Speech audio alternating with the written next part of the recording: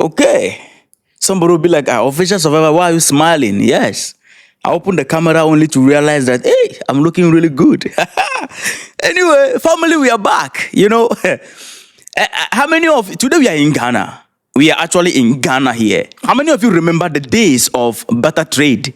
I know many of you remember that, the days of barter trade. We have historians among us.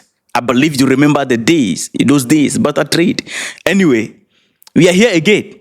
And do you remember this video? One thing we know is that on the global stage, nothing goes for nothing, family. But the question remains, did Ghana trade deportees for visas? That's the question on board. I know many of you did not watch this video because it didn't go too viral, but I know some of you watch it. This was a video I did asking these questions. The truth is finally out. I'm going to play you some video from the foreign minister of Ghana. In this video, I asked the question that what happened? What were the reason behind the deal which has restored the benefit of visa between Ghana and the United States? What happened? We know that there was diplomatic, engagement which restored this, but we know also that nothing goes for nothing on global stage. You all could remember we were here and all of a sudden Washington limited Ghana's visa to just single entry 3-month permit. And according to them, they are putting this out or this limitation or restriction to Ghana because people are overstaying their visa, especially the students. We wake up one morning only to realize that the visa restrictions have been lifted on Ghana just after some deportees were accepted by the Ghana government. The president confirmed it. The foreign minister also confirmed it. Few of these deportees came into the country as announced by the president. Another day, we heard that about 40 of them or so will be coming again. And we are asking the question, just after you agree to accept deportees and then the United States immediately remove the visa restriction, what happened?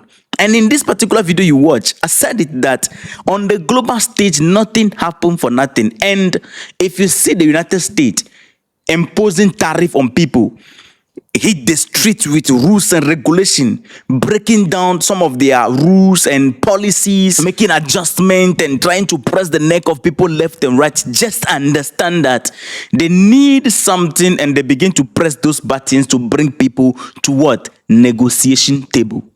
I said it here. Now, the time I did this video, we were not sure what was behind the deal which enabled the lifting of the visa restriction between Ghana and the United States. We were not sure what exactly happened. We were only drawing the lines, connecting the dots to understand exactly what happened on global stage. What is it that the government is not telling us? What is it that they are hiding from us? And I'm not the only one.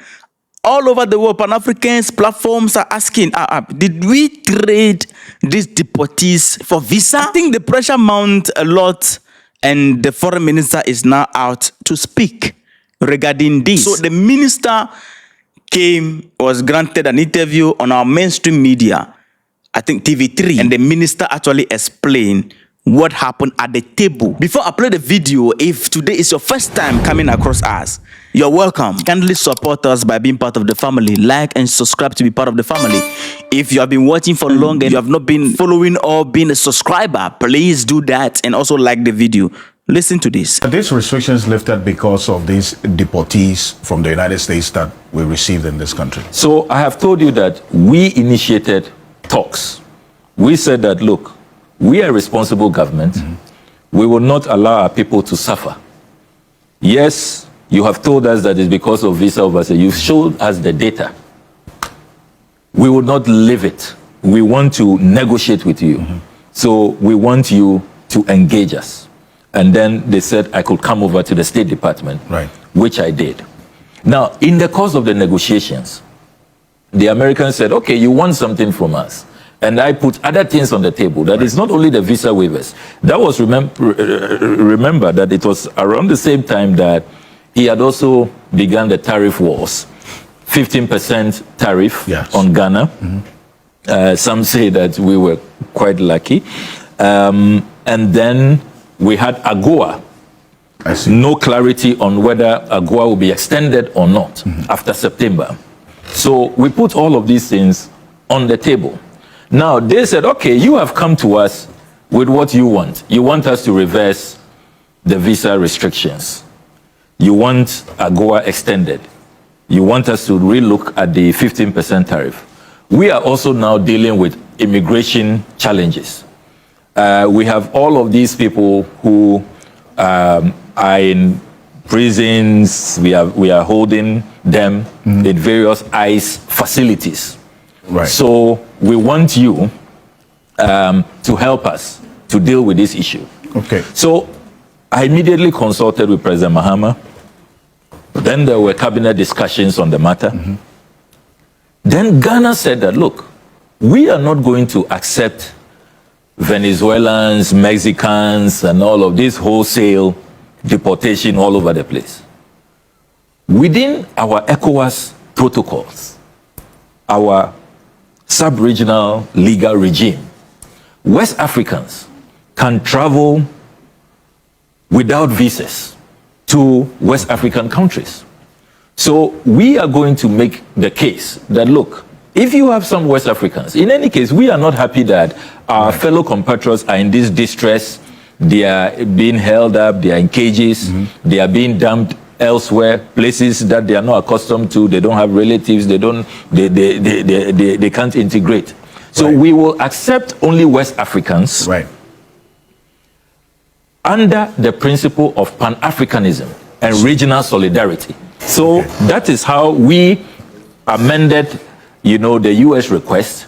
Because you notice that other countries are accepting people from just anywhere. Yeah. We said that no, in the spirit of Pan-Africanism, yes, we will accept West Africa. It is clear now that the visa restrictions were lifted in exchange of deportees into Ghana.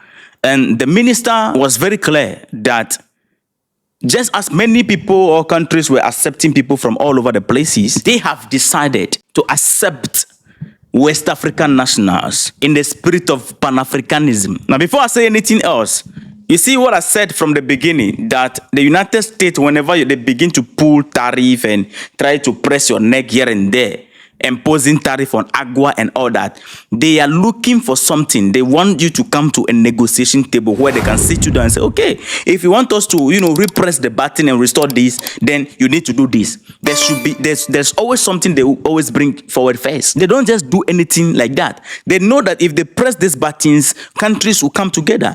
And because of the tariff and the restrictions and all that, many African countries have to succumb to some of their deals and accept these deportees. Some of them receive from all over, even prisoners. I'll publish that on this platform here. So the United States wanting the Ghana government to come to the table so they can have discussion about these deportees was the reason why the visa restrictions and everything follow the tariff and all that. So the minister, according to him, they lay out some things, not only the visa restrictions should be lifted, but AGOA has been affected very seriously. And according to the president of Ghana, he made it clear that he thinks that AGOA is collapsed because of the tariff loaded on AGOA alone. I mean, there's a problem with AGOA. AGOA is gone. So the minister is trying to, let's find ways to revive and preserve AGOA and even extend it. At the same time, something needs to be done with the tariff that is imposed on us. Now, let me tell you something. Another deal will come again.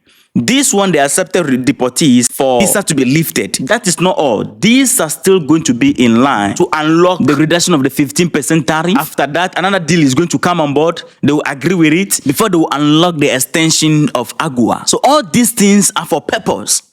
So all I can say right now before I move forward is that our leaders should be careful the kind of next deals that will pop up before them. So practically, lovely people, this is just like barter trade.